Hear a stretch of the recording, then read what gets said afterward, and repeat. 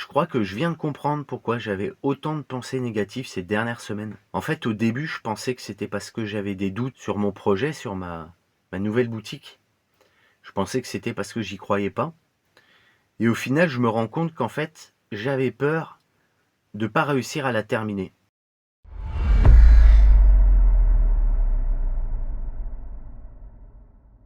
J'avais peur de rester bloqué, de tourner en rond et de pas réussir à achever ce projet-là. Et en fait, depuis quelques jours, ça y est, la boutique, elle est terminée. Les publicités, elles sont créées. La campagne, elle est lancée.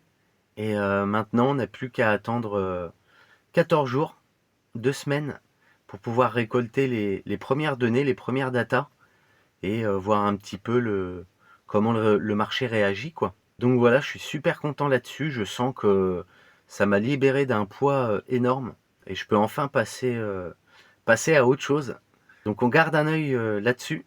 Et je me suis dit, tiens, maintenant que j'ai 2 semaines à attendre les premiers résultats de la boutique, bah, qu'est-ce que je vais bien pouvoir faire en attendant?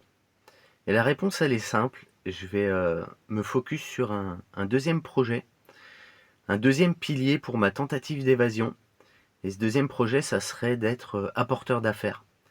Donc l'objectif, ça serait de travailler avec une entreprise et de leur apporter des clients, voire même carrément construire une équipe d'autres apporteurs d'affaires et travailler ensemble pour la même entreprise. Donc ça va être assez challengeant parce qu'il y a énormément de compétences avec lesquelles je suis pas du tout familier, notamment tout ce qui est tunnel d'acquisition, onboarding, prospection. Alors moi, la prospection, j'ai vraiment énormément de mal à faire de la prospection. Donc c'est une compétence qu'il va falloir que je travaille. Et donc on va voir un petit peu comment aborder tout ça dans les prochains jours. Donc ça me redonne un gros coup de boost pour ces 2 prochaines semaines. Parce que psychologiquement, en fait, je me dis, tiens, plutôt que d'essayer d'ouvrir une seule porte vers la liberté financière, autant en ouvrir 2 et puis voir ce que ça donne, quoi. Optimiser ses chances qu'à la finale, quelque chose fonctionne. Et voilà, ça va être une belle aventure et on est prêt à se challenger dans ce sens-là. Et en parlant de se challenger, j'ai regardé un petit peu les résultats de la chaîne Opération Freedom. C'est pas fameux, c'est vraiment pas fameux.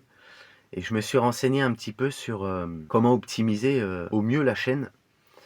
Et je me suis rendu compte, en faisant des recherches, que il fallait que je retravaille mes miniatures. Ça, c'est vraiment quelque chose qui est très important pour obtenir beaucoup plus d'attention. Et c'est vrai que j'ai un petit peu mis de côté ça. Et il y a un autre truc que j'ai entendu qui était vraiment intéressant, c'est que les derniers rapports de YouTube expliquaient qu'il y avait beaucoup plus d'heures de vues sur les shorts que sur les vidéos longues.